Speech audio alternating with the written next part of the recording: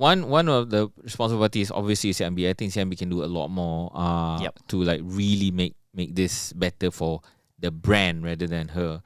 The money, I think she can get back, right? So she can make another 13,000. I think not a problem. But CMB, the reputation loss and the customer loss is more expensive than this. Yeah, reputational loss, I feel. Because because if you don't answer the question like how did this happen, what are you doing to solve this? People are going to be scared like shit. Should I withdraw my money out from the bank now or what? Yeah, I mean, that's true. And already, I don't know. Are you guys CMB users? If you are, let us know in the comment section below. What do you think of CMB? Is it secure? Let us know in the comment section below.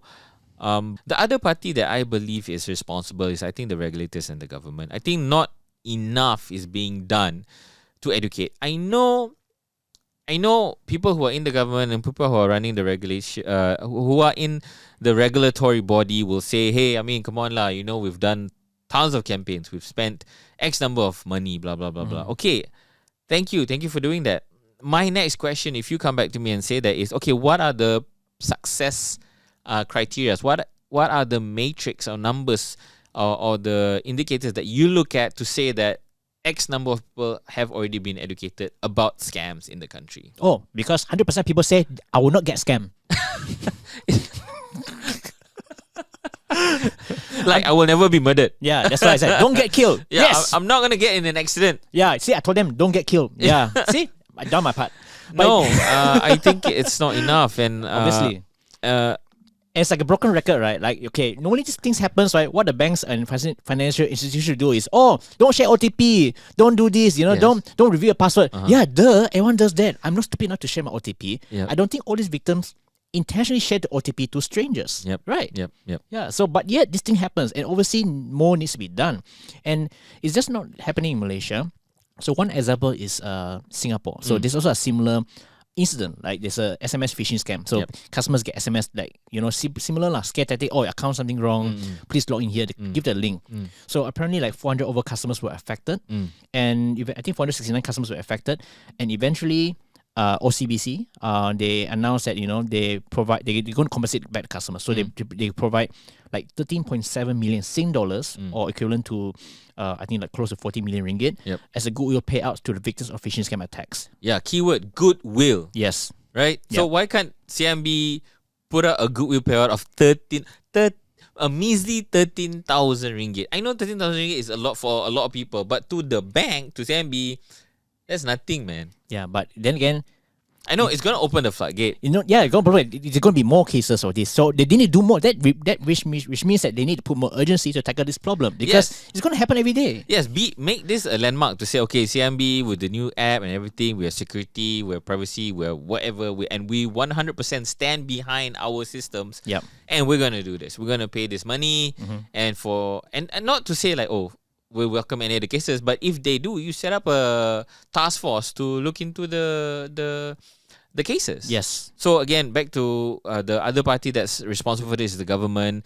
You mentioned that they are like a broken record, and I'm sure that whoever runs public relations will know that there is this thing called fatigue. When you run the same messages too frequently, for too long, people will just it becomes a blind spot. People don't care about it anymore. So I'm not saying that we should change the message, but I think the methodology, the way that we do all these things should change. Regulators could also tell banks to like put in a gate in place where if a transfer is going to happen for X amount of money, you could put a thing, say, okay, be aware that, are you sure that you want to make this transfer? Please double check that this is not a scam, whatever. Although it wouldn't apply in this case because the person that is the victim wasn't aware that the transfer was being done. But it could save victims of the love scam, the TikTok scam, so many where the scammers ask the victims to voluntarily send money over, and they do. I think the government can like really set the example to say, just make a simple statement after this case to say like, okay, we've seen the statistics and we see scam cases are rising, and we see this seriously. This is what we've done. This is how much we've spent, and this is what more we're going to do. But we're not seeing that. Yeah. So now we have angry people like this doctor and other victims. They don't know who to blame.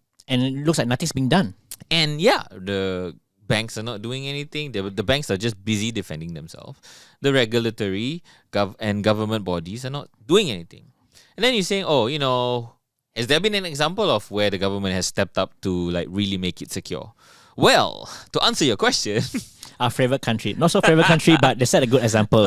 Is Singapore. So like, remember we mentioned about the OCBC phishing scam, right? Where about close to 100 people got scammed. Yep. So following that incident, right, the Monetary Authority of Singapore, so basically the Singapore's equivalent to our bank in government Malaysia, they introduced several steps to prevent this, at least to prevent this from happening. several measures. Yeah. So the first one is removable of clickable links in emails, SMS sent to customers. Yep. Because here's the thing, because getting SMS, removal. removed Yeah. links. So Yep. when, let's say if banks want to communicate with customers, right, do not send links. So at least put in mindset that, okay, banks will never send you links. Yep. If you need to check something, you got notified, you need to go to the website by typing into the address bar or open the official app. So that gives, at least you educate customers that, okay, banks will never send you links. If someone sends you an email with a link from bank, claiming to a bank, that's definitely a red Email, flag. SMS, WhatsApp, whatever that Yep. claims that, oh, I'm from CIMB. We're seeing anomaly in your transaction today. Can you please click through the link so that we can verify the transaction? Yep. Do not click on the link. Yes. Never click on the link. And number two is that they ask banks to reduce the threshold for transaction notification to customers. I think previously it's a high amount. Like normally they will send you SMS if it's high amount. So now they tell the banks to just set it lower. At least 100 Sing dollars, you get notified anyway. It's annoying, yes, but at least it's something that the customers will be informed. The third one is, which is interesting, is delay of at least 12 hours before activation of new soft token to mobile device. Yeah, that's very key. That's very Yeah. important actually. That could have prevented this from happening. This Yeah. case from happening. So let's say another phone registered to your account, right? At least you have that time to delay it. Yep. And also as a customer, right, probably you get notification that, hey, a new device has registered to your account and you have time to act on it. You can, maybe there's an option for you to remove that device or to cancel that authorization. Yep. So that could prevent this from happening in the first place. And also another one is notification to existing mobile number or email registered with the bank whenever there's a request to change a customer's mobile number or email address. So this is quite critical as well. Like we mentioned just now, right? Any changes that's so major, the customers get informed first. Yeah. So, and reading from that, right, the Monetary Authority of Singapore, the managing director said in a statement, because of the rise of scams and after implementing these measures, he says that MAS is deeply concerned about the recent spate of scams and the financial losses suffered by victims. The threat of scams will not go away, but we can reduce our vulnerabilities and we will ensure that digital banking remains secure, efficient, and trusted. As far as I can recall, in my recent memory, I have not seen our a head of bank negara say anything. CIMB has not said anything. Yeah, just except for the PSA. The government has not said anything. So nobody wants to be accountable.